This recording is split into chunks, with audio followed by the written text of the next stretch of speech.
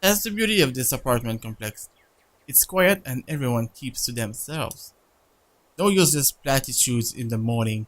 No need to wear a smile on your face lest other people are noisy enough to ask.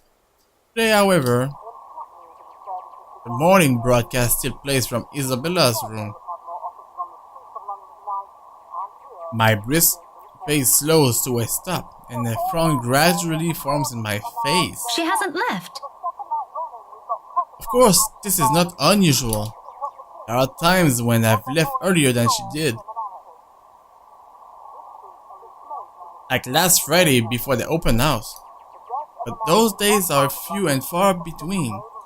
It only happens in the direst circumstances, so the last part of that might be a bit of an exaggeration. However, with what's happened in the last few days, maybe today is one. The death of a friend is not something anyone can brush off, and for someone like Isabella, Isabella's the kind who gets attached to people easily. With Zachary, Ashton, and I, that has been the case.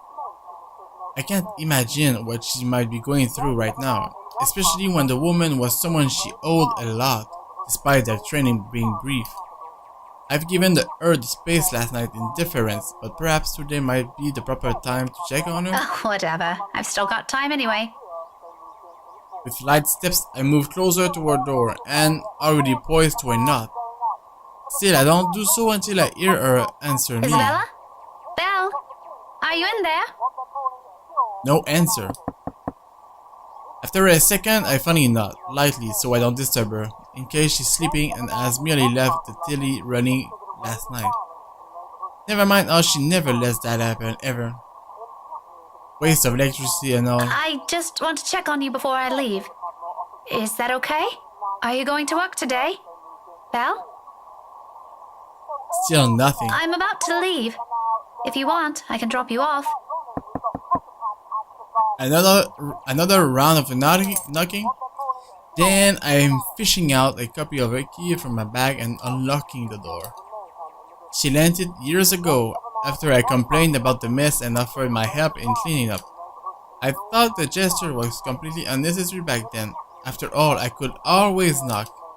But she never did bother taking them from me, always returning it or turning away from the conversation whenever I insisted.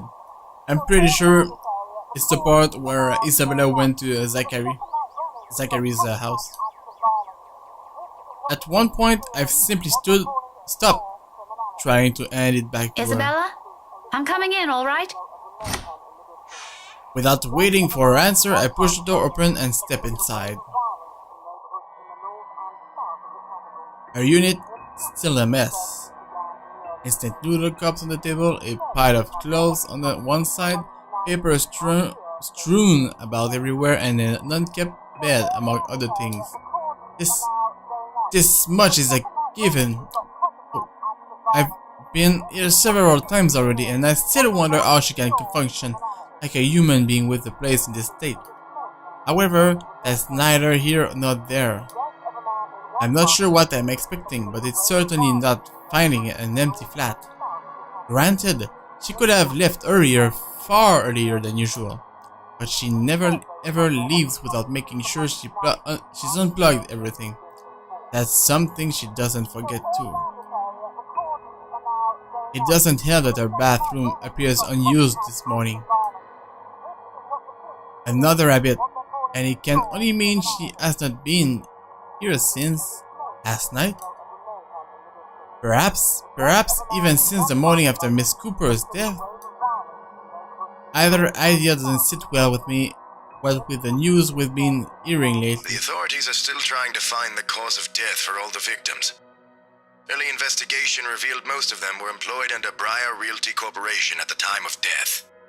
Meanwhile, BRC has refused to comment on this.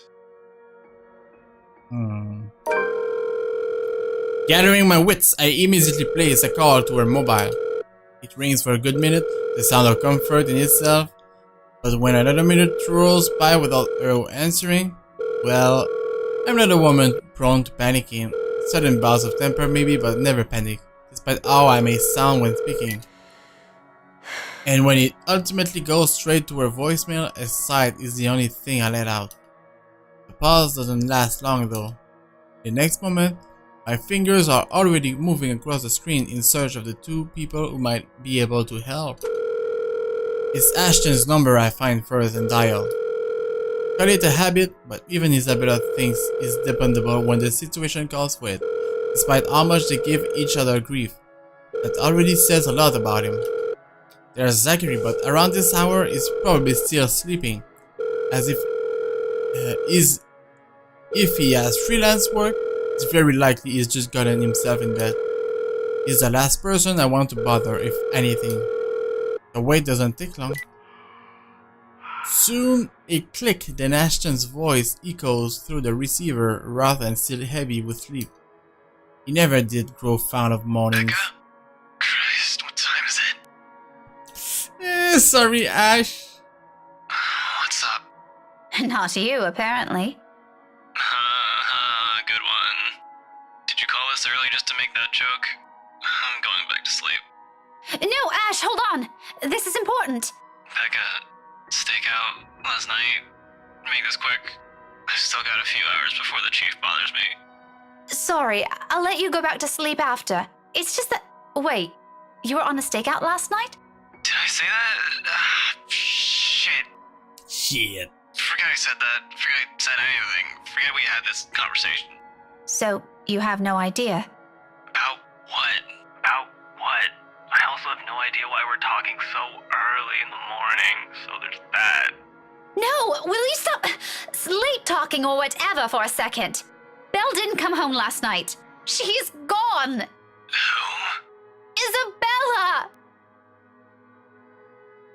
Instead of an answer, a brief pause comes after, followed by something blunt and heavy hitting a hard surface and a string of rather colorful curses from him.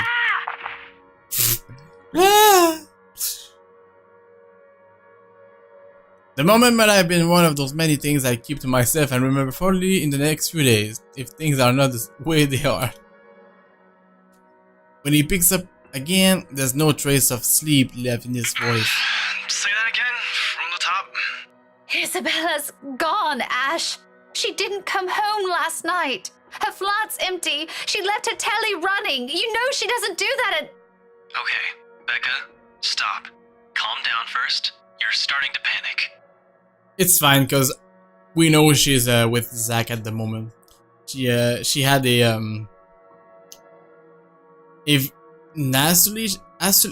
hallucination, Jesus, of the ghost in her apartment, and she decided to just leave and go to Zach's house. I'm not. You are. Breathe. One person's not going to simply disappear like that. This is Isabella we're talking about. Did you try calling her? What did you think is the first thing I did? She's not picking up. It went to her voicemail. How about Zach? Did you check with him? Not yet. I didn't want to bother him. You know he has trouble sleeping and all that. All right, I'll go ask Zach. I'll call you back. No, wait! He ends the call before I can utter a single word of protest. For the first time since entering this room, tension is gone from my shoulders and my breathing has eased. The bed creaks as I sink down on it with a sigh. The telly still blares the same uninteresting news and I'm surrounded by clutter. All the same, it feels strangely calm to be here without worry nagging at me. I'll have to apologize to Zachary later for sending Ashton his way this early, but for now, relying on the latter for this is not the wrong choice. It never will be. That's something I won't even doubt in him, much like his promises. And true to his word, he calls back only a few minutes after the last one has ended. She's with Zach. Aha! I knew it. Oh, I'm so glad to hear that. She could have at least sent a message last night. What are you, her mother? It's the one thing to hear that from Isabella, but from Ashton. I don't want to hear anything like that from you. I'm serious. You've got to stop treating her like she's one of your students, Becca. You don't have to keep tabs on her every time. Last I checked, she's only 3 years younger than the two of us. That's almost a decade gap from those kids you're teaching, you know.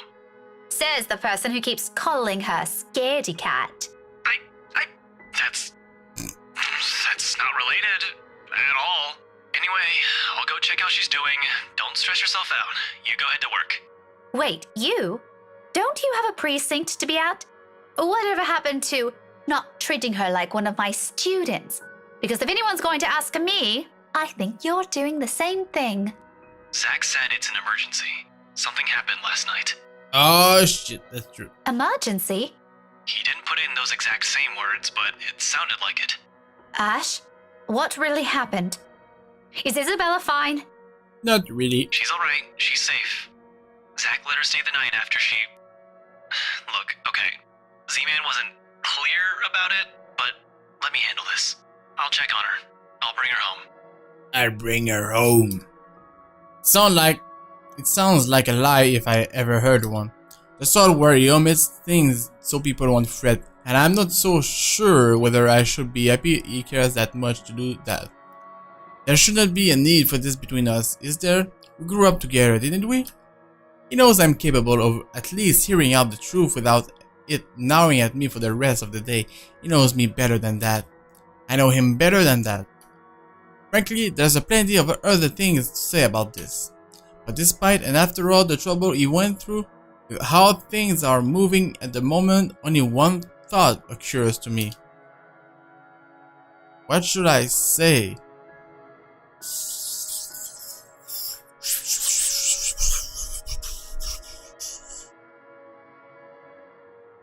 I can handle it. Why does he have to go such lengths for a person he only met 5 years ago? I wish I can ask him that.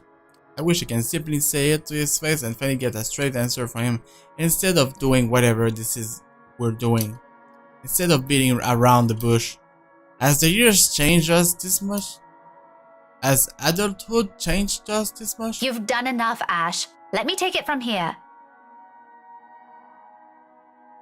Ashton is quiet for a little while, but I can almost see the frown in him, hear the gears turning in his head. Don't you have a class to teach today?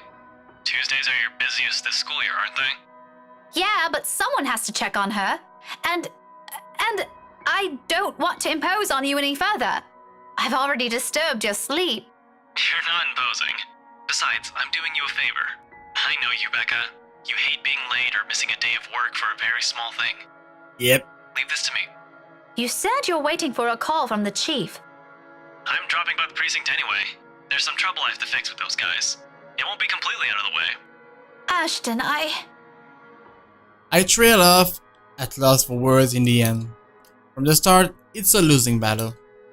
We may have been together for a long time, known each other far better than other people, but that doesn't mean we often see things eye to eye. Time and again, it's a matter of agreeing to disagree. This is often how the status quo is kept. Whenever it comes to this, I can only accept it begrudgingly. Okay, whatever you want to do. I'll let you know what happened afterwards, I promise. I'll call you later. You have a good day. Bye. Bye. I admit the way he puts it is not comforting enough. It can be blunt like that. So many unknown variables, so many words left unsaid.